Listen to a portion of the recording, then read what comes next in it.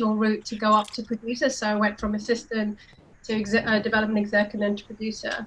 And then kind of, I loved it every minute of it. I thought it was fabulous. And then I went off to have kids. And then when I was coming back, I was really kind of, what do I do now? And I was really looking for that kind of opportunity to come in. And if someone like me who's quite confident, I was like re-pitching myself to my entire network, going, hey, I'm back. And they were like, yeah, amazing. Here's a script. Hey, can you like produce this? I'm like, yeah. And like, we're not going to pay you. And I'm like, oh.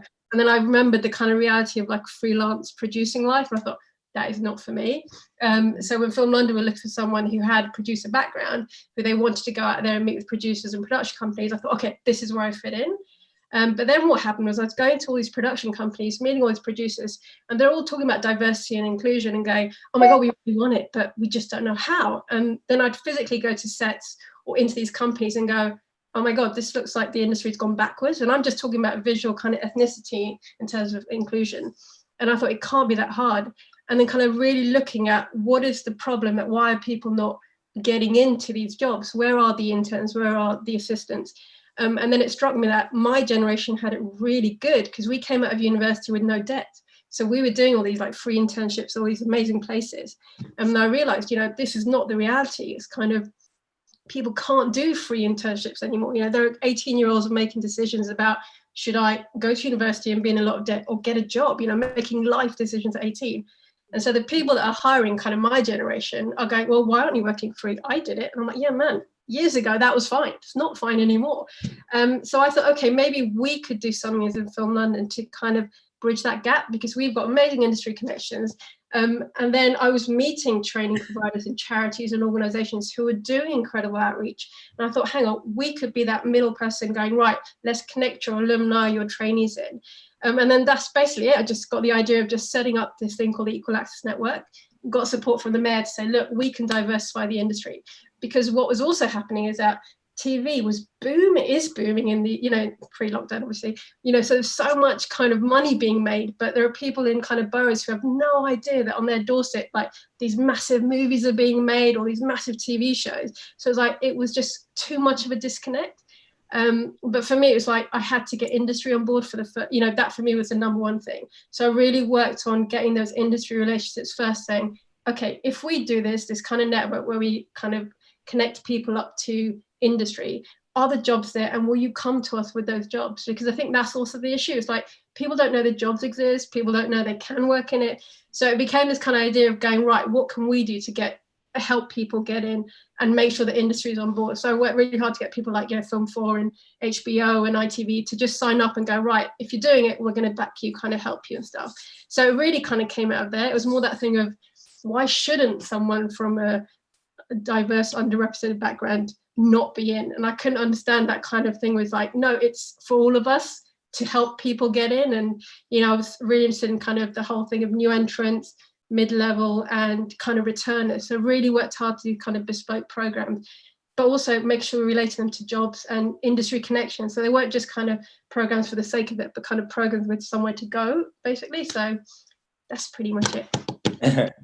Yeah, I mean, there's some great schemes. I know from talking to you, some great schemes you've been working on. The returning to work one particularly. We'll come back to that in a bit. But I just want to bring Michael into this. Michael, could you give us a little sort of miniature potted history of your experience coming up through the camera department and grip department? Well, I have probably a different experience from most people, because when I came up, say for example in grips, I was pretty much the only black male in grips. And as I was coming up, I was acknowledging my journey, but I wasn't really realizing each step I made, each bit of progress I made, I could have turned around and helped someone else. And it's only come to say where I am now, where I've realized that although now my mentality is different, where I want to help and I can turn around and say, listen, where I am now, I can actually bring people in. There were loads of stages along my journey where I could have done it, but I didn't realize where I was and appreciate where I was in the grips department. So I would turn around and not really help anybody. Or just say, oh, well, why am I the only person on set in grips? Or if I let the techno dolly, I'd say, okay, that's my journey. Someone's opened the door for me. I learn all that equipment. and I'll be the best I can be. And then when a job opportunity comes up, I would turn around and not even think about it, saying, oh, well, I could teach this person to come with me, or I can bring this person in. It just wouldn't be a thought to me, because I always thought, I had this imposter syndrome where I felt if I failed, or if I brought someone in that looked like me, that would close the door for other people, and it would be a thing of, oh, well, that's his legacy, that's who he brought in, or, you know, that's a result of how he's trained somebody.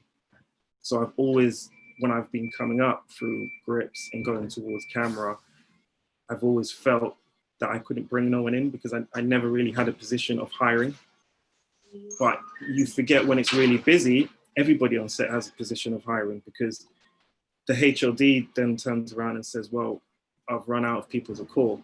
And then it goes down to you. Have you got anybody? Have you got anybody? Have you got anybody? And even though you don't immediately call them or directly call them, you give that number to somebody else, and then they get that job. And I've always forgotten that. So I think now I've come to realize, when everything's slowed down and COVID's coming, and I've looked back and I thought, well, you know, there's so many times I could have brought someone in and I haven't. And why haven't I?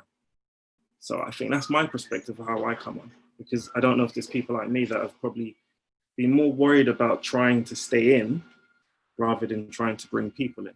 And that's always been my struggle. I've always thought, if I made a mistake, was my mistake because I did it wrong, or just made a genuine mistake, or would they look at me with, oh, there's that black guy that's made a mistake, he's shit, we shouldn't, sorry for that swearing, we shouldn't bring him in because, you know, he's made a mistake. And I always felt that I was carrying more weight than I should carry, or anybody else would carry. So every time I was on set, it was always my goal to be the best, or if someone questioned me, to really have like 25 solutions rather than one to present them, because I wouldn't want them to say, oh no, that doesn't work, and say, okay, we'll try this, and just keep overcompensating, because I felt if I said no, or I said I can't fix it, it wouldn't be me being inadequate as a person, it would be me being inadequate as a black person.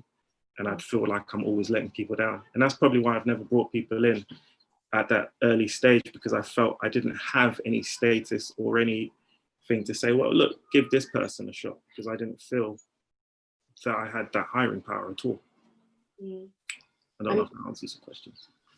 I think that's like really, I mean, I'm just pitching in, but there's something that I really related to in your journey, because I think similarly, I have felt, not that I didn't want to bring people in, but people weren't ready to be brought, or that like I want to bring, if I bring someone in that I think is talented, or I'm friends with, or, you know, when you bring someone who is not white into a white space, there is something that you have to be prepared for that. And so what I can relate to in your stories, I felt like even if there's people that I wanted to bring in, I don't know if they were ready for that space. And that's kind of why I did it in private, so that they could fail, that they could, you know, make all the mistakes in private with me, which I tried to create a safe space, so that when they come into this white space, it's, you know, they know what they're doing, is their A game. And that's the kind of thing like I really relate to, but also like we should all have room to fail. We should all have room to make mistakes and try again. So yeah, I think that's a reality.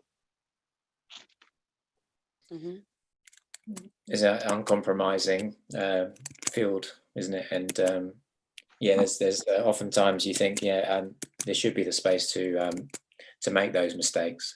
I wonder if I could just go back to you, Fiona, about this sort of idea. I know this may seem obvious, but you know, what are we missing out by not having diverse people behind the camera and in front of the camera? Well, I think it's, you know, we're all missing out. You know, there's nuances, there's perspectives, there's points of view that, you know, are diverse, even, you know, outside of color, gender, disability, like we all bring something to the table. So there's that. But also it's like, you know, people have bills to pay. There's a workforce that need to be employed. There's you know, they need to support their families. They need to. So you know, there are so many reasons why crews behind the camera should be diverse. But for me, like, you learn, like when you work with a diverse crew, you're learning all the time. You're opening up to a new family, you're creating new friendships, you're, you know, potentially having friendships that you'll have for life, but also, as Michael said, you bring people on that journey with you. And if you're predominantly only working with the same people or just a white crew, then you're bringing that same crew with you. So I feel like it's essential to the workforce that we have diverse crews, and it's essential to people's livelihoods. Like, you know, people want to feed their families, people want to have a good time.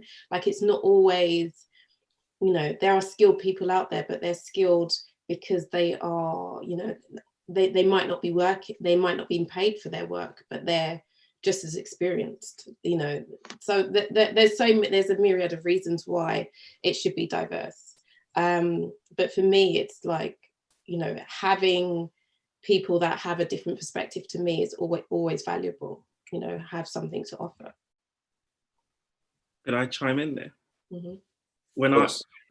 Before I came into the industry, I knew probably 7 white people, honestly, real story. And now my phone book is like close to 50-50. Not that I have deleted all the people that I knew were Black, Asian, etc. It's just my phone book has grown, and all the white people that I now know, or pretty much all of them, are from the industry. So, and vice versa, they now know me and they now know my culture, where I come from. So the benefit is sort of growing and meeting new people that you wouldn't meet, because everyone says London's multicultural, but if you go into a club, it's very multicultural. But when you leave in groups, and those groups could be just groups of ladies, groups of men, groups of white men, groups of Black men, etc., etc. But when you look on the outside, it looks very multicultural, but it's not really, because you're leaving separately. You come separately and congregate in one space, but then you leave. When I come to work, I meet loads of people, and then I save their number, they save my number, and I meet them outside of work. And my friendships have grown from that, from being in this industry of other people. I can talk to people in the industry about stuff that I wouldn't talk to people that I grew up with, because it would be a different type of conversation. But it doesn't mean it's invalid. It just means it's a different type of conversation, which I value just as much. That's my take on it. Nahrein, do you agree with Fiona there in terms of having diverse voices in front of and behind the camera? I agree with Fiona. No, I'm joking. I love Fiona. Fiona always speaks the truth, and I'm just going to absolutely concur with actually what Michael and Fiona are saying. For me, it just became a bit more, you know, I have to I always say, if London is 40% people of colour, why is our industry not? So for me, I always look at that stat and go, it's just inexcusable now to have an all white set. It doesn't make any sense to me. And if you're not looking, you're the problem. And you know, I don't buy the fact that you can't find people to diversify your crew. And I think, you know, I do think we're doing better with on screen. I think because it's a way of going, look at us on screen, we did really well, which is great. And I think we've got some amazing actors, but I think people hide behind how good we are on screen by not showing what's behind the screen. So I think, you know, there are so many good people out there. You just have to know where to look.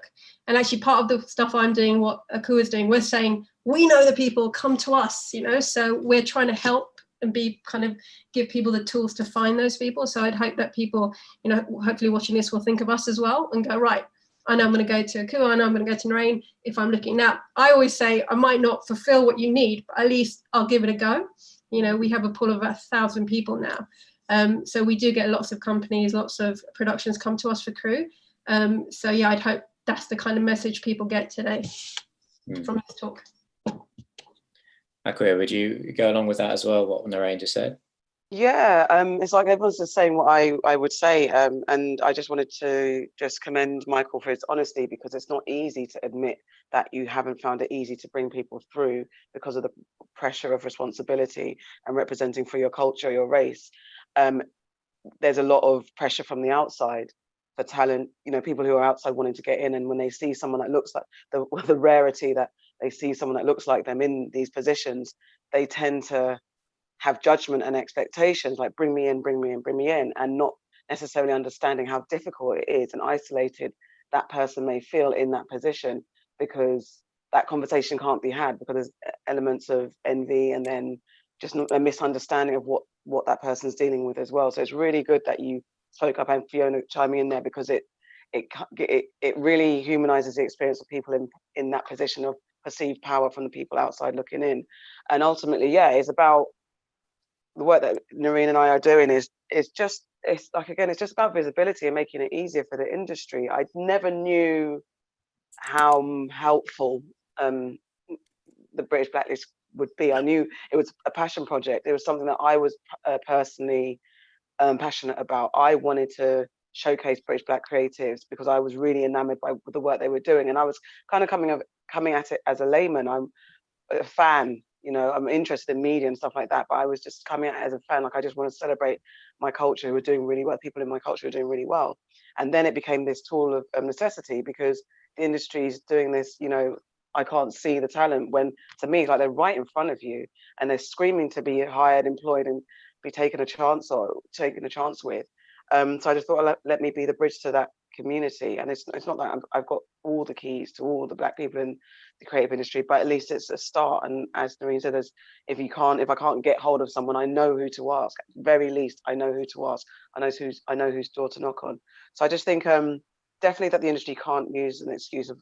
It frustrates me when I hear people, the industry at large, saying, oh, we don't know where the talent is, and we have one camp of people saying we're here, then we're not being hired, or we're being brought into the rooms as unpaid consultants, or we're brought into the rooms as on schemes and workshops and schemes and workshops and pilots and workshops, not even getting to pilot stage, workshops and schemes just being rotated as new talent, even if they're like, you know, middle-aged kids, mortgage and all that stuff, but yet they're seen as new talent because they haven't been able to break out of that space of being on schemes and seen as risky to take a chance with. And as the pressures that Fiona and Michael say, like the pressure not to fail is great when you're of color and in these spaces, because you're made to feel like you've got to do it right, otherwise you just then tarnish the whole all the rest of your community with the same brush because you've messed up.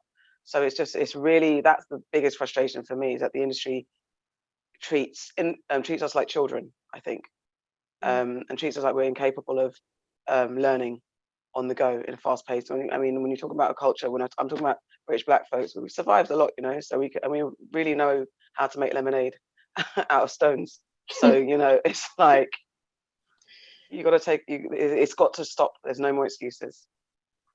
Well said. I think we should bring Chris in at this point. Sorry. Hi, Chris. I know you've been sitting there very patiently, listening and learning. I just wanted to know, from our perspective, what can the ACO do to create a fair balance? I mean, how does it adapt to change, you know, and reflect our society? What's the ACO perspective? Well, I mean, we've been having this conversation over the last year or two now, really, you know, trying to help with the changes that should be made. I mean, you know, my journey again is very different. I started many years ago in an industry which was all white and all male, and it was much smaller actually. And you know, to get a job, you had to know somebody and all the rest of it, or your family had to have been in the business and so on. And that's changed. I mean, it's grown enormously, but you know, it stayed mostly white and mostly male for many, many years. You know, it hasn't reflected, you know, the society around it. And, you know, like everybody else, I think that's to its detriment. And so we thought we should try and help in what little way we can and change things. I mean, one of the things we hooked up with is women behind the camera. I mean, I think, and some of the things I've heard, you know, from Michael and so on, where you think you've got to be a representative, you're a bit of a trailblazer, and if you put a foot wrong, you know, everybody's going to say something about your whole culture or your gender or whatever it is. And that indeed has been the case. You know, I've seen that happen. I've seen that happen when women really have come into the camera department, and people have been watching and waiting for them to fail, you know, and picking them up. And it's that I've seen all that. So anyway, so we thought we'd better, get on and try and change things by doing what we can. I mean, I think a lot of the thing, I think Akua was saying that people say, well, we don't know where are these people? Where are the people from ethnic minorities? Where are the women who've been working in the business and so on? And we have to go out and find them and hook up with people who can point us in the right direction. It's got a catch-22. Most of us are white and male and been working in the industry for a long time and don't know the people who are working in other areas and so on. So people who can hook us up and say, right, you should be looking at using these people, that's great. And we can definitely make use of that. We can also offer our own experience by way of mentoring and actually helping people to break through some of the barriers that they've got, both in terms of learning skills, meeting new people, networking and things like that. So that's another thing that we can do. I think, who was it saying? Somebody was saying about all different levels, so that there's entry level, there's people who are wanting to get into the industry. And I think Nahrein was saying about, for example, a lot of working class kids now don't go to university because it's extremely expensive. You end up with a 30K plus bill, and you just don't want to contemplate that. Nobody wants to look that in the face. Mm-hmm. So that's changed the composition of people who are doing media studies into people, middle class people who've got something behind them. They're, the bank of mum and dad who can come in and help them. So that's changed things quite a lot. And the other thing is that, that some of the training schemes like FT2, which were with screen skills, or as they are now, a skill set as it was, aren't. They used to be a kind of apprenticeship rather than being a media studies course. So you would get people from working class backgrounds and more diverse backgrounds, and those things have gone. So there aren't that kind of apprenticeship. So we're not able to reach out to people, from those areas. And I think that those kind of things need to be reinstated, really.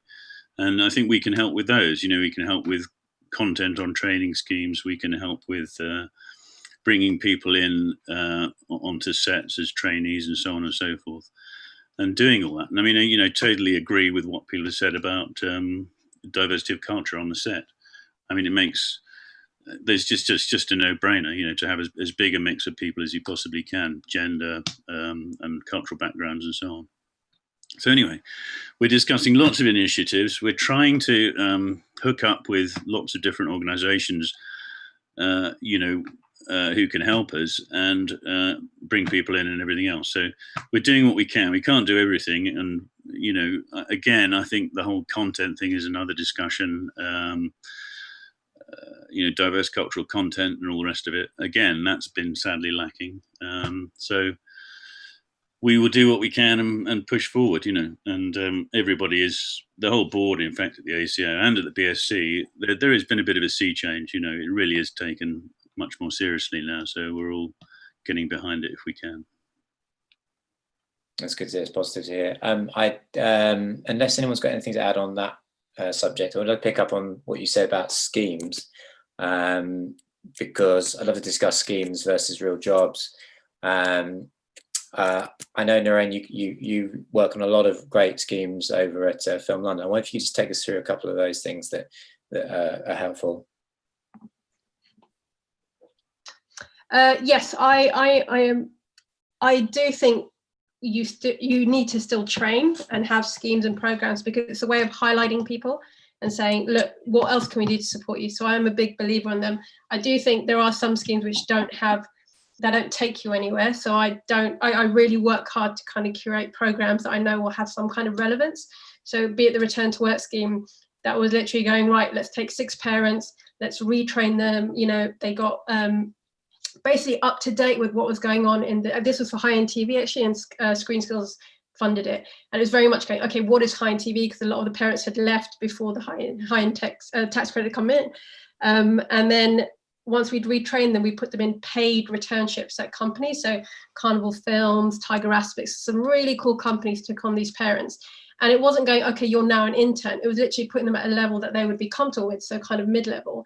And what we found was in this kind of 4 weeks, fully paid returnships. It's not like going, we want you to work for free, fully paid. They got back into an environment where they suddenly went, oh my God, I have skills. I remember this, I can do this. And by the end of it, there were these very confident returners going, right, I'm ready for this industry. And actually the industry is ready for me, because look what's happened while I've been away. It's now booming. So all 6 parents actually got jobs straight through, came out with jobs at the end of it. So I always have a kind of idea that you've got to make sure there's something that we're giving people when they do these programs and schemes. So I'm currently doing the 3rd version of that scheme actually right now. The placements are on hold, but we've got companies like ILM who are going to take placements. And again, we found 10 amazing people who hopefully will get a job out of it at the end of it. Similarly, I have a new entrance program, which I just completed last month. We actually worked with 4 boroughs, really working hard to find those hard to reach people who are kind of unemployed. So NEETs, basically, not in education, employment and training. Completely gave this kind of intense training on what is film and TV, what is development, what is production, what is post-production, and also introduce them to major companies like Sony, Two Brothers Pictures, and just made sure that they also had the kind of industry engagement with the scheme. And then at the end of that, 8 people went on to paid placements. So like Number 9 Films, Green Door Pictures, Pathé. So again, giving them quite high profile paid internships. And from there, a lot of them had their contracts extended. Other people we put forward for jobs that they're actually now working in. So it was again going, right, yes, we brought you in. We have a duty of care to make sure that you've got a future. And then another program which I'm running was actually a leadership program, which Fiona is on. Again, that was more about going, I know the talent is there in terms of people of color, but when I was going to all these companies, they'd be like, yeah, great on new entrants, but where are your leaders? Where are your like mid-level? Where are the senior execs who are people of color? So that completely was born out of my conversations with all these companies to going, I don't believe people don't exist from this background who they're there somewhere. So I literally kind of, created this program called Breaking the Glass Ceiling. And again, it was about engaging with industry. So made sure that we had like the top speakers come in and talking to them. We had kind of amazing mentors like Sir Steve McQueen, Mira Sile, Tessa Ross, so really kind of excellent like leaders of industry. But also a main kind of emphasis for me was also about the next generation of talent. So giving every participant their own mentee. So it's not just looking forward, but it's also looking back and bringing someone kind of with you on the journey. So I know Akua hates schemes and programs, but I actually love them. And I get a real kick out of finding people who are there, right, let's get you a job. Come on, you're going to say it, but I'm going to say I love them, because I think if they've got a purpose, they serve a purpose. So. No, please don't misunderstand me. I don't hate schemes. I just hate the schemes or dislike the schemes because I've, in speaking to talent, especially I did some research a couple of years ago, it's the cycle of being on schemes that don't lead to anyone. You actually said it. You said the schemes that don't take the person anywhere are the useless ones, but the schemes that actually do the pipeline like to work, those are brilliant schemes. And I think we need those schemes, but there just needs to be either when there's the schemes that don't hold the employees, the employers to accountable to ensure that the person that's on the scheme has somewhere to go afterwards. And also the stigma that comes with some schemes, because if you're on like a diversity scheme, then you're seen as a tick box, and then your skills are also undermined or undervalued, because it's like, well, you're only here on a scheme. How can we actually tell if there's already bias, conscious or otherwise, coming from the people on set, and then they see the extra layer thing that you're from a scheme and you're of color or from a marginalized group, then automatically you get downgraded in your ability. And so it just has to remove all this stigma that comes with some schemes. But schemes themselves, I'm really not saying they're bad. Yay, go Nahrein. Then the schemes, and definitely not. I think that's really important. Like, I think, before I read the kind of Breaking Glass Ceiling leadership, I was just like, yeah. And then do you remember I rang you? And I was just like, what is this? And one thing that I can say, like, Nahrein is amazing. Like, I think it depends on your intention, and her intention is about growing us as individuals, not only for like a next company, but just genuinely us. And I think what Akua is saying about where people assign value is so important. So of course there's no harm doing a scheme or being on a scheme, but if you are undervaluing what I can bring to your company because I'm on a scheme, that's where the problem is. Yeah. But I think, when you listen to Nahrein speak about what she's doing, you know what place it's coming from. It's not about tick box, it's about individuals. And it's, you know, it's about looking at individuals, not at numbers, not about trying to kind of, how many people can we push in? It's about creating something quite bespoke for an individual. And I think that's where the difference is, and that's where a lot of people go wrong. I was struck about somebody said in another meeting actually that mentors often are quite good if they're much closer to you in age. I mean, you all think, well, a mentor might be somebody who's at the peak of their profession or at the peak of their career, but actually, if you've got somebody who's only a few years ahead of you, their footsteps are, you know, much fresher, and you can actually follow and relate to them a lot better than if you know, somebody who's miles away from you in your career. So that was kind of interesting. So, I mean, you know, talking about bringing somebody along with you, it is actually quite direct in the sense that it might be somebody who's only just a few years behind you or a few years ahead of you as a mentor. Yeah, that was, I think, Sarah Putt in our webinar. Yeah, she brought up there as a very important point, actually, that in terms of almost like a buddy system. Yeah. And yeah, you're going to relate to someone who's more of your generation. I was going to say that maybe that's true in research. Maybe stats show that, but I also think that people could do well with speaking to someone who's been there, done that, especially in their image. I mean, it's not always impossible, but if I'm speaking to someone, a Black woman who's a lot older than me, who's been there, done that, and really knows like how to tell, that experience I will relate to as well, and I'll actually look up to her. I don't think it's necessarily just about age, but maybe about, because also I think the people who've been in the position, regardless of race or ethnic background, who've been there for a long time and actually need to reconnect to the fresh young talent. That's also helpful. So mentorship can go two ways.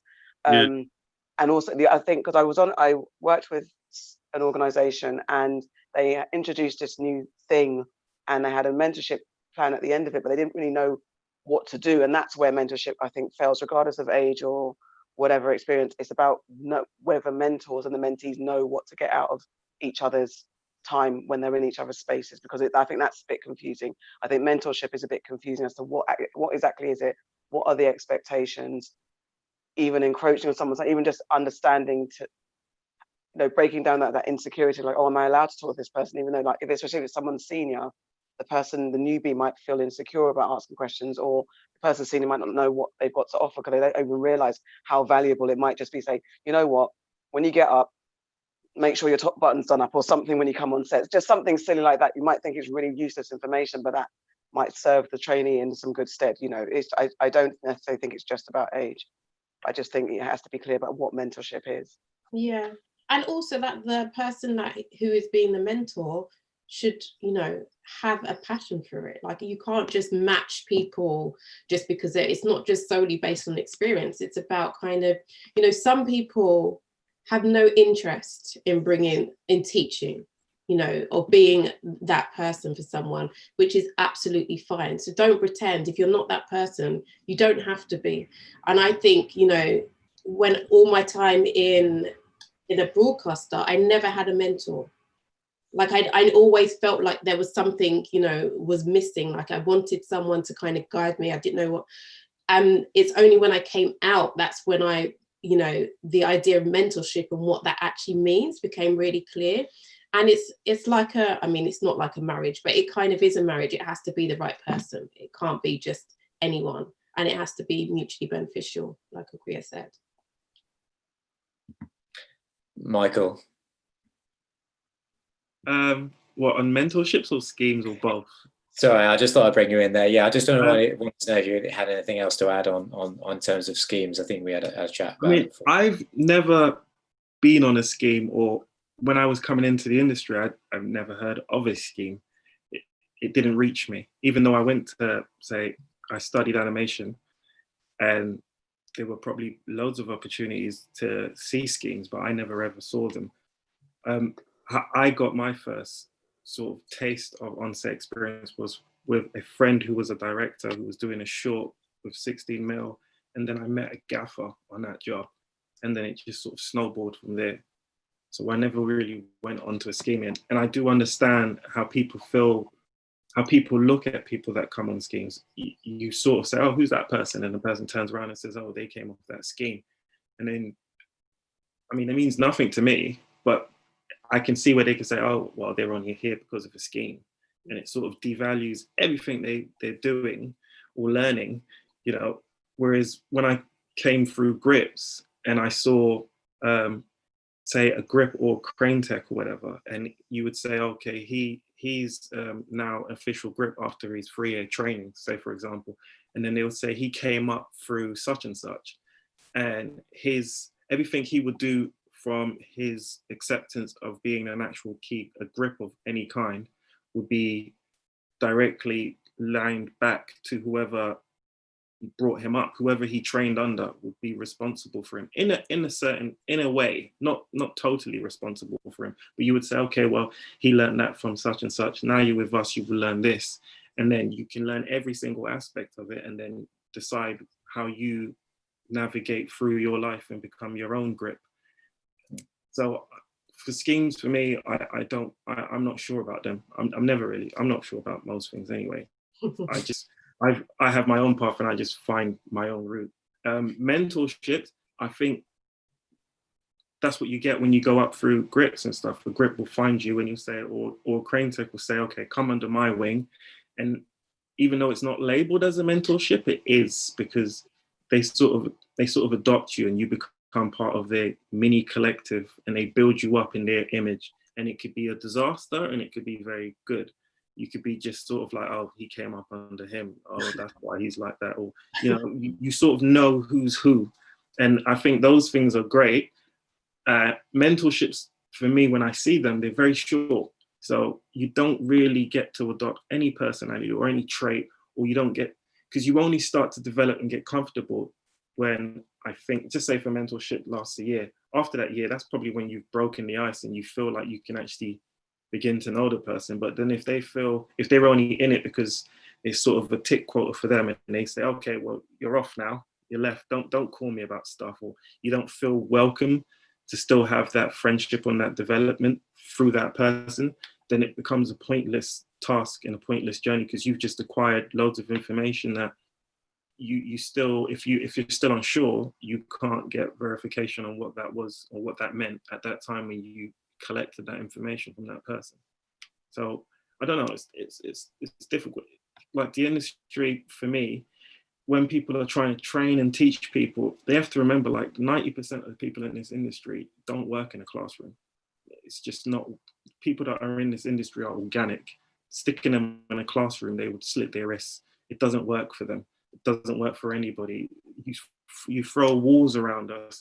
That's not how creativity works. It's like trees, it's roots. You just branch out and it just keeps breaking and breaking. Whatever you stick in front of it, it will find a way to grow through it or around it.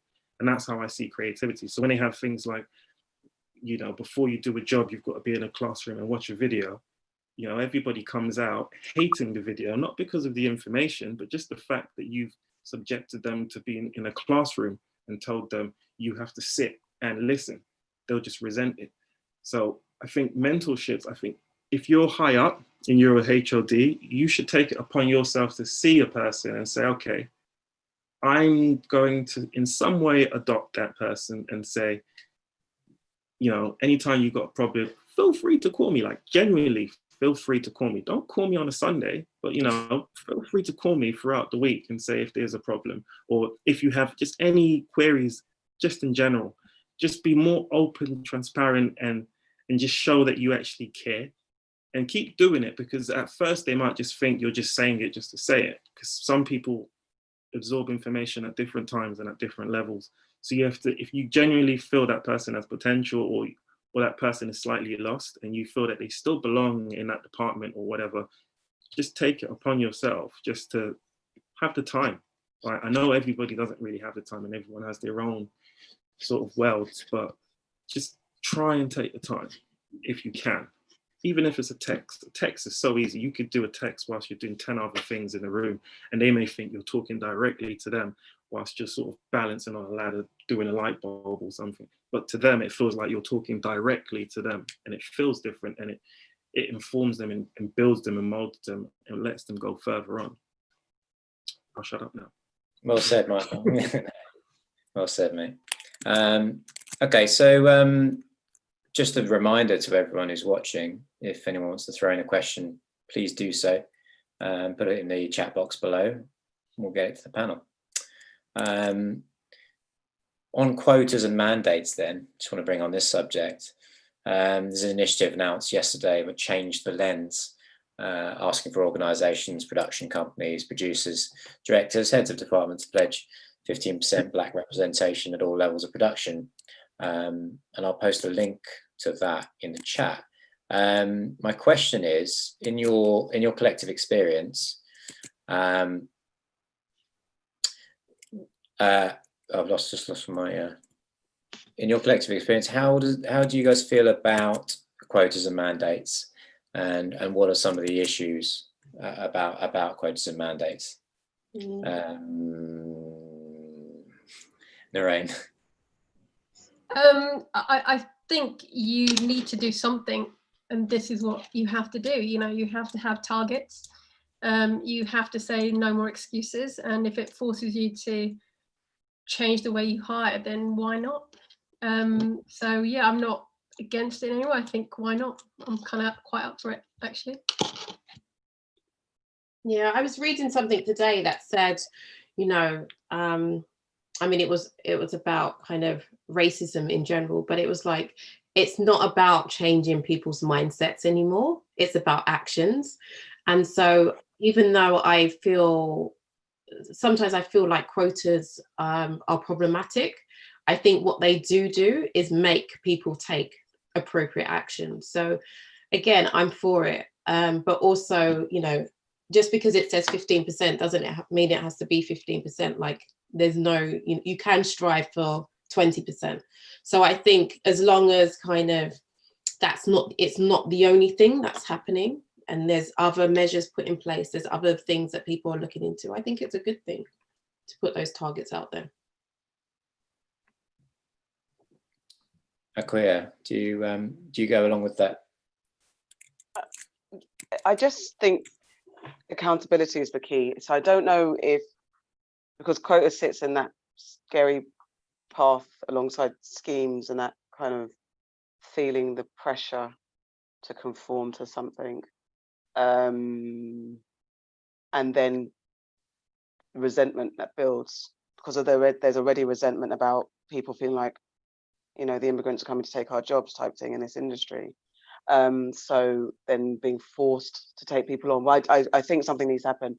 And if it's quotas, I would never push against it, but I'm just concerned about how the backlash and how that person in that role will be protected and feel safe if they're identified as a quota filler.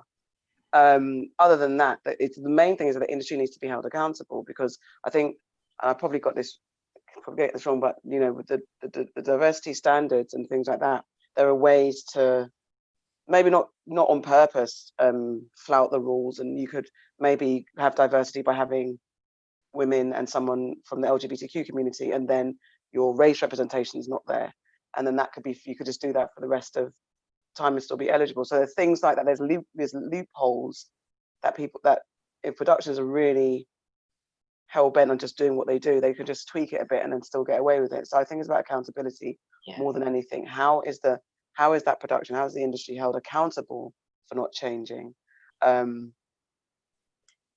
yeah, so I don't know about quota, just because I know, you know, affirmative action has always been met with a real negativity, and for both sides, because for even talent, again, it's the same scheme thing. Like, we don't want, because when I did my research, actually had some people that said they wouldn't want to be on the British Blacklist database because then they'll be ghettoized, and it'll be like I'm this black person on this black thing, and you're going to use me because I'm black, and that's coming from, you know, being on a platform that's made, you know, I'm here to celebrate and help, but yet, as we say, not you know, people of color, we're not a monolith. We all have individual ways of thinking and what we believe, and it's the person's right to not feel like they're being sectioned off because they're of a color or whatever marginalized group. So yeah, it's just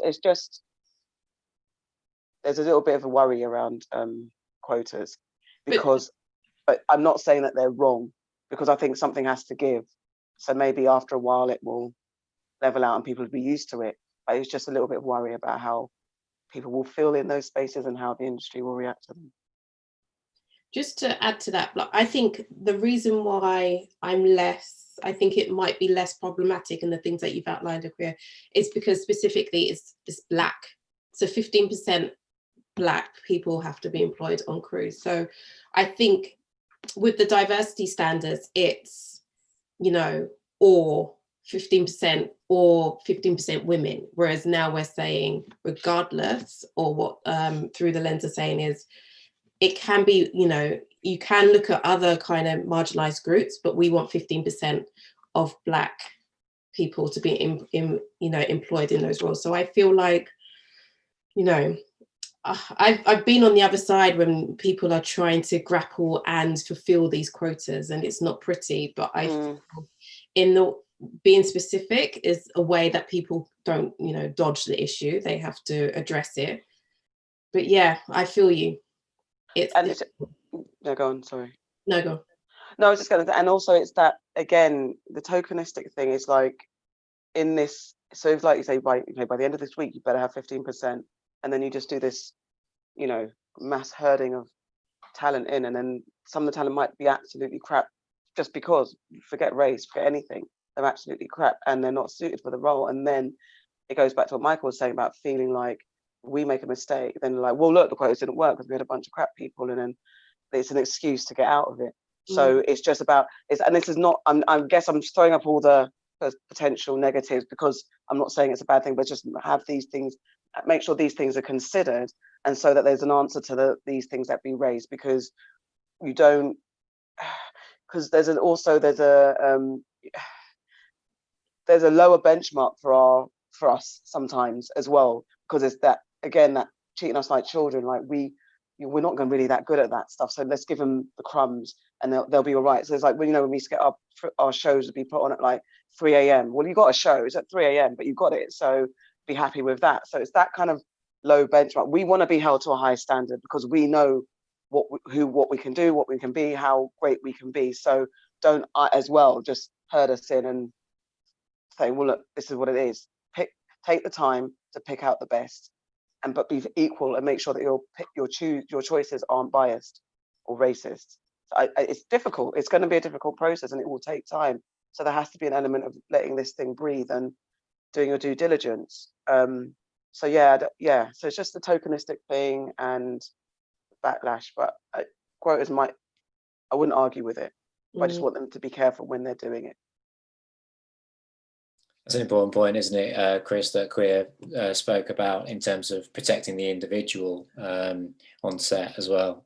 Yeah, we spoke about that earlier, but I think I only saw this today. I think they'd changed the Lens initiative, and I thought about it, and I thought, at the very least, I think it's a good thing. At the very least, if people have to pledge and make some kind of promise, at least they're thinking about it, and at least it means that they're not able to shove it on the back burner. So it's there in their minds, even if they don't do as much as they ought to. But also, and again, we were talking, well, what about when it's really busy? Where are we going to have enough people? Are we going to be able to get these quotas? And the points that you mentioned about people actually being any good, some people are not going to be any good, whatever they are, or they're not going to be up to it, or people are going to be put into something that they're not really prepared for, or quite have the skills for yet. So there are all those things. But I think on the whole, I'd say it was a good thing. And, as you say, generally what happens is you bring people in on an additional camera where they're a little bit protected. They're not, subject to the full force of the director's personality or whatever it is. And then give people a chance to get used to the atmosphere, get used to the whole protocol, see what's demanded of them and so on. And then, on the next job or in a few weeks, you move them on a bit more and so on and so forth. That's just a general principle. So if you can get people in on that basis, then you can improve everybody's skill level and get people into the jobs that, they really should be doing. So I think quotas are pretty. I think it's all right, actually. I mean, if we can get 15%, great. If you can get more, great. If you can try for that, then that's a good thing, and it keeps it in people's minds that that's what they should be doing and looking for those hires. That's great. I think just to add to that, I think it's 15%. It's not a lot, and you're not going to get people who are 100%. Going to be brilliant anyway if they're all white. So why can't we take a chance and go, right, okay, and I agree with Akua and Fiona, you've got to have the support to go, right, permission to fail, but why not take a chance? You might as well take a chance on someone, so I don't know. I feel like if you can have the support system, give them permission to fail, then absolutely we should be aiming for 15%. Yeah, and I think it has to be as clear as going, it is 50% black, because what's happened, with like the acronym, like kind of BAME, what happened was we got lumped in. So if you had like one Asian, you're done, you're cool, So it was like, it's part of the problem. It's not good enough to go. It's like, that diversity of thought that Matt Hancock was going, it's all right, we've got an Asian, you don't have to worry. So that's just not acceptable anymore. So I do think it has to be, yes, quotas are hard, targets are better, but I just feel they're there, and just if we need to pick people up as we go along, you've got to do it. It's up to all of us to pick people up and say, right, let me help you, let me get you through this, and why not?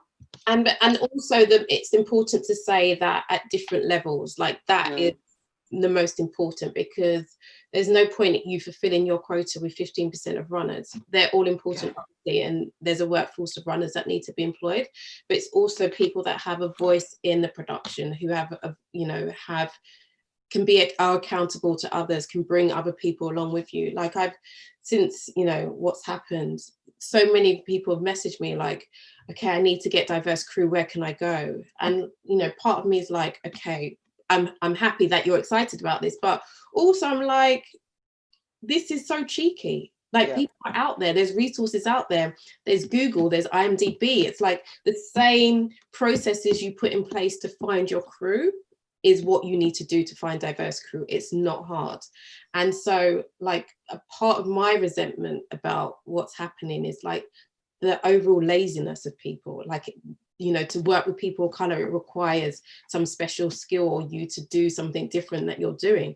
No, it just means actually making more phone calls, or maybe doing a bit more research. It's not that difficult. So yeah, I think we've got a long way to go, but the quotas are the start in that process, and they're only the start. Like, there's so many other things that we can and will be doing. Sorry, Michael. Yeah, yeah, please. I think the quotas, you have to think of it like this: if you've got a business structure, which the industry is, and you only sell dairy milk chocolates, say for example, and then everyone said, well, we want a Milky Way chocolate. How do you fix that? How do you say, okay, what can we do to increase demand or something? You've got to draw a line somewhere. You've got to say, okay, well, we'll do this. We'll draw this line here, and then everyone takes to it and says, oh, well, we can't fulfill that line that you've set. But then when you look back on it, you're saying, well, we've created a demand, and now there is a supply. Yeah, the supply isn't a lot, but because you've put that demand there, you can start building on your supply and keep building that up and building that up and building that up until that line doesn't even need to be there anymore, because your supply just seems normal. Everything on set will seem normal. 15% on set will seem normal. It won't be seen as, oh, well, that's a 15% quota. This is what it looks like. It will just look like that's normal. And then you'll have a different conversation where it won't be a mandate, or it won't be like, oh, you need to have this quota line. It will just be like, okay, so who can we bring in?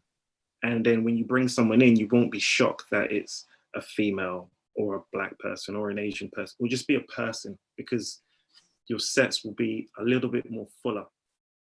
There won't be no lines. There'll just be nothing. It will just be adding people, as opposed to filling a tick list of, okay, we have to meet this line.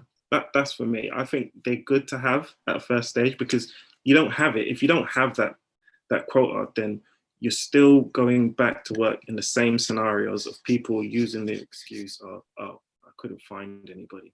But then if you have this line and saying, look, I couldn't find anybody, but I managed to get 9%. That's 9% that you wouldn't have got before. because you now have something you have to aim for. Mm. If you have something you have to aim for, you're now trying to create supply to meet that demand. And then when that demand line goes away, you still have that 9% supply, and you can build on that, or they can build on that, and they can bring people in. And then you just create this circle which becomes more colorful. No pun intended, but yeah. You know what I mean? Sorry. No, and I love your vision for the future as well. It's the dream, basically, what you're saying. We're obviously not there yet, but it's nice to hear it. Let's have a look. We got any questions? Couple of bit of chat going on in there. I'm just going to move on to more of a broader subject, and we kind of touched upon it in the gender balance discussion. It's this concept of grassroots. So how, the question I guess is, how do we outreach and encourage young people from underprivileged communities to get into film and TV, and maybe specifically in the camera department? What kind of things might stand in their way? Have you got any thoughts about that, Nahrein, in terms of like the youngsters out there? So sorry, how to reach them? Yeah, what kind of things can we do in terms of outreach and getting people interested in terms of getting into film and TV in underrepresented communities? Yeah, so part of the Equal Access Network, we actually have partnerships with over 19 different training organisations and charities, because they are doing amazing outreach to get to these communities. The hard to reach communities are coming through, the kind of Sarah Pett foundations and Iconic Steps in Lambeth and all that, and we've found them all over London, and they are doing that outreach, and we're able to access their talent and their alumni and their trainees. And I think that's what it's always about. It's about partnerships and collaborations, because you can't go out, right, I'm going to go meet, how many Londons are there to say, right, you can do this. But, we use the idea that we partner with all the organisations. We do monthly masterclasses for our pool. So we would say to you, come along and be a speaker, come along and be a mentor, whatever. So I think it's the organisations like ours are doing that outreach, Screen Skills and places like that. So, you don't have to do that hard work, but we can do it. But what we'd say to you is, please come along, be a speaker, be whatever. So it's kind of, they're there and we have access to them. But it's basically, it's just working with everyone who asks you, can you please come and help us? That's it, really. That makes sense. So I would totally, like, now I'm going to ring Michael up to say, come and do a masterclass. Fiona's already on my list, but it's like kind of, that's what it's about. It's about us giving back to the industry, and an hour of your time, Michael. I hope you'd be available to just come and talk. If there's anyone watching who's going, please, I'd love to talk to your pool. We're really up for stuff like that. And yeah, that's it. They're there. People want to know, and I think people, they need to be exposed to every part of the industry, because there are people who don't want to be on set. But there are people who might go, oh, I thought I had to be on set to be in your industry. No. There's like, back office jobs, there's producers assistants, you can work in-house or in there. So we do a lot of, and I know Akua does it as well. It's like kind of making sure people know what the various roles are in the industry. Because there might be someone who goes, actually, I am interested in cameras, but I don't even know where to start. So, just kind of, it's got to be kind of give and take, actually. So we'd love you guys. I kind of feel like also, like, I did something with a director I work quite closely with, Adeyemi Michael, and he was doing this initiative with colleges that had kind of vocational training courses, people that were going to beauty school and doing hair and makeup, and actually saying to them, actually, have you thought about a career in hair and makeup and film? And I just think there's also a way to approach people at very grassroots, really early, stages of their career, to say, actually, you're doing carpentry, have you thought about kind of building sets and things like that? So I feel like, everyone should just go back to their college, once a year and just give a talk and, let everyone know kind of there are other jobs than being on camera or kind of being a director, or, there's so many jobs, as we all know when we read a call sheet, that are available for our industry, that, for me, that would be a really easy way to diversify. Sorry, Akua, I feel like you were about to say something then. No, just echoing that. I think because the research that I did a couple of years ago was with Sarah Putt. They supported me. She supported me in doing that. And one of the schemes, see, I don't hate schemes, that they do that was really good was working with people from maybe troubled backgrounds or so. And it was just very interesting how they rotated people through different areas of the industry so they can get a feel of what actually fits with them. And that I thought was really impressive, because you, as Fiona referenced, that you think, you know, hairdressing, I was a hairdresser, but I if it wasn't maybe for someone coming along and saying, could you do hair for a music video, I might not have thought that that's where my hairdressing would have gone at that point, especially because I was young, didn't really understand that. I thought it would be a hairdresser in a salon, that was hairdressing. Didn't think about the fact that I could, and then being open to, you know, then working in London Fashion Week, Paris Fashion Week, and knowing that, okay, this thing has legs, and actually coming from hairdressing, and all of a sudden now I'm a journalist. Everything, you know, and then I'm coming full circle back to talking about crews, and now I've got experience of being on set, and I can actually advise a hairdresser, a budding hairdresser. I can now be a mentor to a young hairdresser because I've had that experience, even though my main day job is a journalist. And then I can also speak to people at media, because you could think, well, maybe I'm a producer, but it doesn't work out. Have you got good communication skills? How about you use that, become a PR person, or, you know, be a journalist, write for a platform and stuff like that. So it's that understanding how life isn't, you know, my, again, very short snippet of my long life story is that when I was 23 and I had a daughter, that's when I changed my career, because I was like, I can't do what I want to do as a hairdresser on the road. I now need to pivot and find a way to utilize other skills that I have. And so I went into media because I was always good at English. So it's just just going into a school or a college and talking, to saying, look, life isn't roses. It's not that it doesn't always go straight.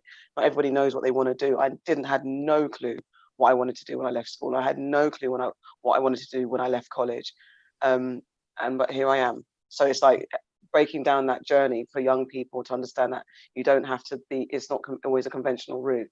And actually, if you have this idea where you're really good at graffiti, I'm being really, you know, basic here, but how about transferring that to doing some film sets, you know, set design? It's just help people that don't get told that they can amount to something, that actually that little thing that you're really good at could amount to something really big and successful.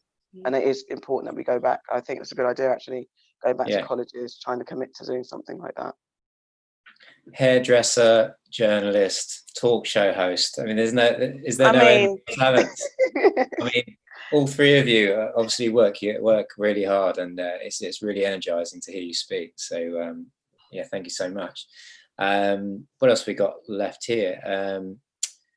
We've just posted in the chat there for the foundation scheme, Sarah Putt, if anyone's interested in taking a look at that. So thank you for that. What else have we got on my list here? The top-down approach, standard media still focuses heavily on white stories. Will commissioning black stories from black creatives, writers, directors, actors help more of an equal set behind the camera, as people generally crew people they more associate with? I was wondering if Fiona, you had any thoughts on that from a producer's point of view. Yeah, I think, I mean, I've been employed as a producer, like sometimes I do producer for hire. So I recently just did Sitting in Limbo, which on the most part was a positive experience. But I know I was there because I'm a Black woman, and this was a story about a West Indian experience. And when we originally talked before we had this call, like, you know, I don't mind being called for that reason. Like, I feel like I can add value to that, but also my value doesn't stop at kind of cultural consultation on a project. I think there's a need to make sure that I have a voice in every aspect of that production, regardless if that voice is, and even more so, even that voice and what I'm saying is different to what you're saying. So I feel like there is value, obviously, in crewing up and making sure that you have the right people, you know, as part of the team, but also don't stop those people speaking out just because it doesn't fit with your agenda. And the need for diverse stories. I mean, I don't need to explain why that is, but you know, that a different perspective is so important. But I think more than anything, we just need range. And that's what's missing from our TV screens, is like we don't have that range. We don't have different life experiences of people. And that's kind of, you know, when the George Floyd thing happened, and you know, it was taking that emotional toll on all of us, but especially, you know, people who are Black. One of the things that I found so difficult to navigate is like, what do I do? What do, you know, how can I change things? How can I be part of this? And the thing that, you know, allows me to kind of be more, you know, not relaxed because I'm still tense from that experience, but the thing that allowed me to kind of reset is that this has been my mission. This has always been the mission, and I will stay on mission. So I feel like, you know, the need to tell diverse stories is important. We all know, you know, if you don't know the reasons why, then I can't help you with that. But, you know, a perspective, but also, you know, my kids need to see themselves on TV. That's who I'm doing it for. Like, it's so, I remember growing up and not feeling like I had a voice in anything that I was watching. And I couldn't articulate that at the time, but obviously that was the case. Not feeling that I was pretty enough, not feeling that like anything that I watched represented anything that happened in my house. So I feel like, you know, even though I couldn't articulate it at the time, those things have a definite kind of mental toll on you as a person. And the reason why, you know, it's so, why you see, I hate this expression, people while we congregate, while we have, you know, we're looking for each other, is because, you know, to see someone else on set that looks like you, that might have a shared experience, just, you know, puts you at ease. At least, you know, I'm not saying that, you know, you can't, you'll always be, as a person of color, you're always going to be open to everyone. You know, we know, and we've had to exist in white spaces, but to have someone else with you who can relate to you feels important, and it is important. So yeah, I think diversity all the way. We need it. I need it. My kids need it. Yeah, I just want to jump. It's exactly that. And having diverse stories means I get more work. I get, you know, the editorial side of my platform. Then we get to champion and talk about these things. And it's also about showcasing the organisation, the production companies, and the people who have put their best foot forward. So it's nothing better. Like, I think I spoke to Madeline Appiah, who stars in The Long Run, and the joy that she spoke about being on set and having a real diverse set and telling an authentic story that's part of her cultural heritage. Because I think I watched that show and heard because I'm Ghanaian heritage, hearing that spoken on screen, and I've never heard it. It's just a little bit of a signifier that I belong here, and my culture means something and it matters. And another, and again, in reference to what Fiona was saying, when being a hairdresser at London Fashion Week once, there was a Black model who had very short natural hair like mine. And the hairstylist, not with no disrespect to her, I don't think he was even thinking, but he looked at her and thought, okay, she's fine. But I saw a little glimpse of disappointment, because there was a very dramatic hairstyles being done to everybody else. And regardless of race, if you had long hair, you got this dramatic hairstyle. But her hair, I know she'd rushed from another show. Her hair was rough. I could see it, because as a Black woman on set, I could see her hair needed some attention. So then I pulled her to my station and said, here, gave her the creams, gave her a bit of a comb, and it buoyed her up. It made her feel better about herself. And not to say that, you know, she gave the best runway just because I touched her hair. But, you know, I uplifted her in that sense. She felt seen, because at that point, she was like, I'm going to have to kind of maybe do it myself. The models, you know, that, you know, just come on set with their own kits, their own stuff, because they know. And Madeline was even saying that she used to have to come with her palettes, but coming to In the Long Run, she had a makeup artist who was a white makeup artist, but had done the due diligence and done the research and had a multiple of shades to suit Madeline's skin tone. And for once, she didn't have to dig into her own bag. So this diversity on set and awareness of different cultures brings such a different vibe to the set dynamics. And even, you know, when in pressure situations, when it's all guns blazing, dead, like everyone's shouting, you know, AD, everyone's like, come on, rush the set. If you've just got that comfortability and you feel comfortable in that space without the added pressure of feeling marginalized because something's not right, because they haven't taken into account your heritage or your background or your gender or whatever, it just eases the tension a bit, that little bit more. And on the flip side, yes, seeing diverse stories on screen, why not? We've grown up in this culture where we've watched white shows and we're fine. We're fine in the sense that we've watched it, we've managed to relate. So this, again, treating white audiences like their children, that they won't be able to see a black story and relate to it, is also a problem. And it's actually a problem for white people because they're actually removing you or robbing you of learning something, actually. And I think we have to, sometimes it's always on us, black people, like, look, we're the ones who are being victimized, but actually white people are being victimized too. And you're being treated like children too if you're being told that actually this black story, you're not going to be able to get it. That's really patronizing, actually. Yeah, I totally agree with that, yeah. Yeah, so, yeah. Anyone want to add anything else to that? Some fantastic points there.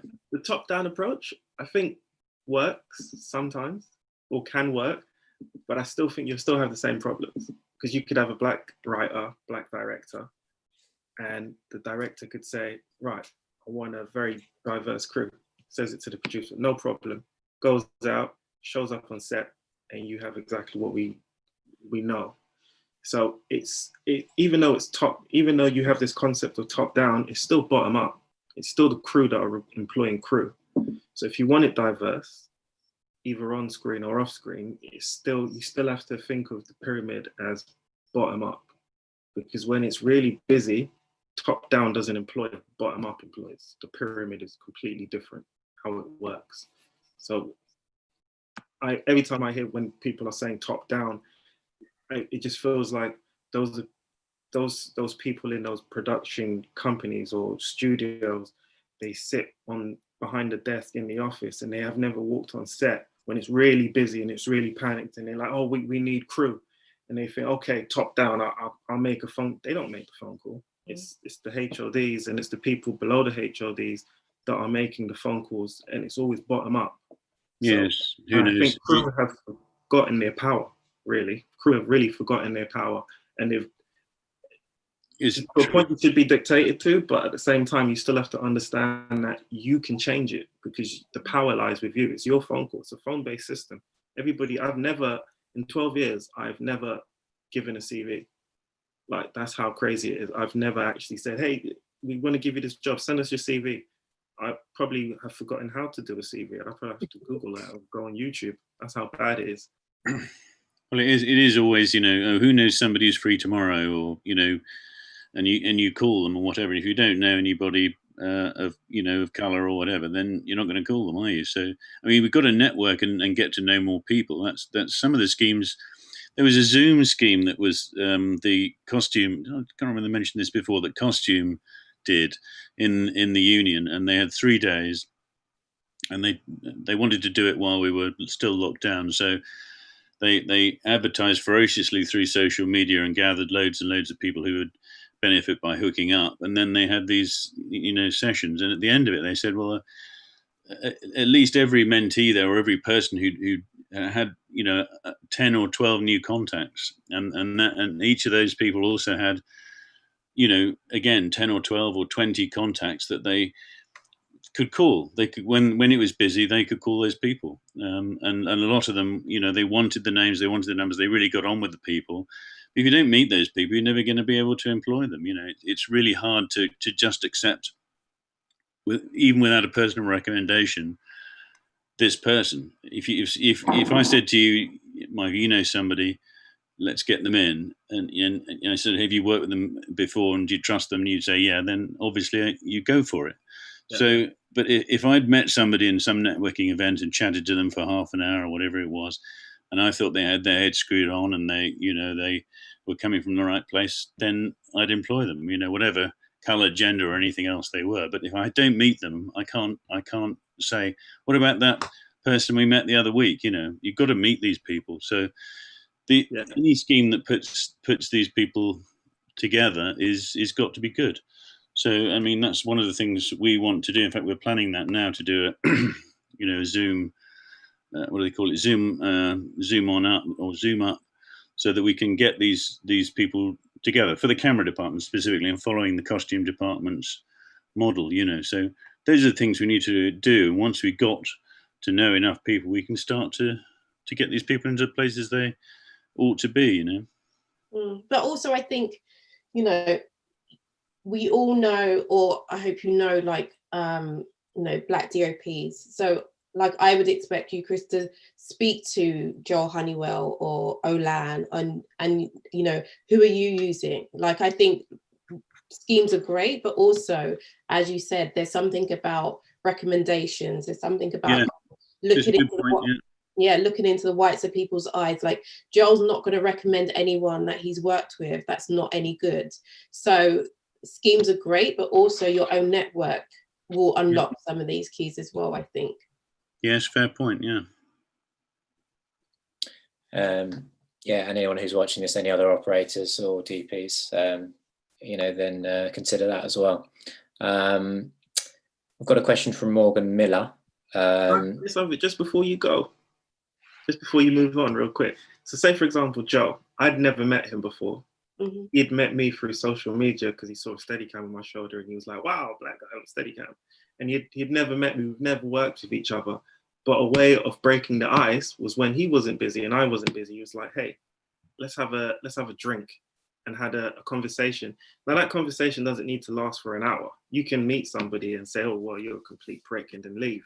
You're open to it, you can do that. But at least you know that that person's character is such and such. So then the next time you offer it or you call him directly or her, you know who exactly you're calling, and it's not just a name. So yeah, that's right. Yeah, no, so after we go out into the real world and COVID's erased, and you have these numbers, if you have free time, just arrange a small meet. It doesn't need to be like an expensive plush place to show some egos or whatever. It could be at, I don't know, a McDonald's, just for an example. And you can all sit down and have a happy meal and just talk for like 20 minutes. Vegetarian. Sounds good. Yeah. Well, if you're a vegetarian, I think they do a nice bean vegetarian wrap thing as well. So you can I'm up for it, Michael, if you're up for it, mate. It's quite easy. You can just do that, and it takes nothing. And then at least you walk away knowing you feel like you know someone a little bit, and then you can build that relationship if you work together on set. It's not sort of looking around saying, who is that guy that's on the phone, or that lady's on the phone? Oh, it's you. You sort of know straight away, oh, that's such and such coming. Yeah, you just do put a face and a personality to the name, and then you're good to go, really. Well, I believe that Akua has to go now anyway, but I think we are going to wrap it up at that point. It's an hour and a half is our. If anyone has any, do you guys have any sort of advice for anyone who wants to get in touch with you in terms of anything we discussed going forward? I have posted the links in the chat, but is there anything you want to say? I'll just jump in and say, anyone who's got projects that are very nicely diverse, or you are diverse yourself, get in touch, because I'm rebuilding the database because we realise it needs to be a lot more robust to deal with what the industry needs. So that's coming. It's been coming and it's coming. But also just editorially, it's just to shout about the project, the people that are doing the good work. That's what we're here for. That's what the British Blacklist is all about. So we do news, reviews and interviews. So you've got a good project that's, reflective of this community, this cultural country, then yeah, get in touch. Info at thebritishblacklist.com. Thanks, Akua. Thanks so much for joining us as well. I really appreciate your time. Thank you. Anyone else want to end? Similar to Akua, anyone wants to get in touch when you're growing up, or if they want to be a speaker or a mentor, please get in touch. And anytime you have any jobs you want posted, please come to us as well. And I've just been awarded, or not just, but awarded some money as part of the BFI Vision Awards. And what I really want to invest in is obviously diverse stories, but I'm really interested in kind of sci-fi. So any kind of diverse sci-fi stories. I've got a little bit of money for you. So get in touch via my website. I'm a massive fan of yours, Fiona, by the way. I'm just going to carry on saying that. I've already said it. But your work you've done is fantastic over the years. So thank you. Keep plugging on. I don't have any money to invest or whatever, but you know, you can drop me a line on Instagram, or if you see me on set, I'm always open to chat. And I may not be in a position of hiring, but I'm always in a position to offer advice and tell you what you can do and where you can go. That's all I can offer at the moment. Hope that's enough. Yeah, same with the ACO, really. I mean, if anybody, you know, if we can help in any way, either an organisation or even individuals, you know, just get in touch, drop us a line. If you're moving into some area you haven't got into before, then maybe we can help you out. So, yeah, you know, come and join, be a friend of the ACO, like Michael. Yes. And if it's something I've learned from these webinars that we've done now, nearly 14 or so, there's a wealth of talent and knowledge and information out there in the ACO, and we want to diversify our ranks. So get in touch with us, obviously, and chat. And me personally, if anyone wants to get in contact with me, eds.wright on Instagram. So follow me and let's talk. So thank you so much to everyone for joining us. Fantastic. Thank you. Awesome conversation. Thank you for all your time. Thank Really Thank appreciate it. you. And Thank you. Thank you, Aga, for arranging this as well. Aga, Yes. Thank you. And Tom Walden. And Tom Walden. Thank you, Tom. Thanks, Tom. Thank you so much. Beautiful conversation.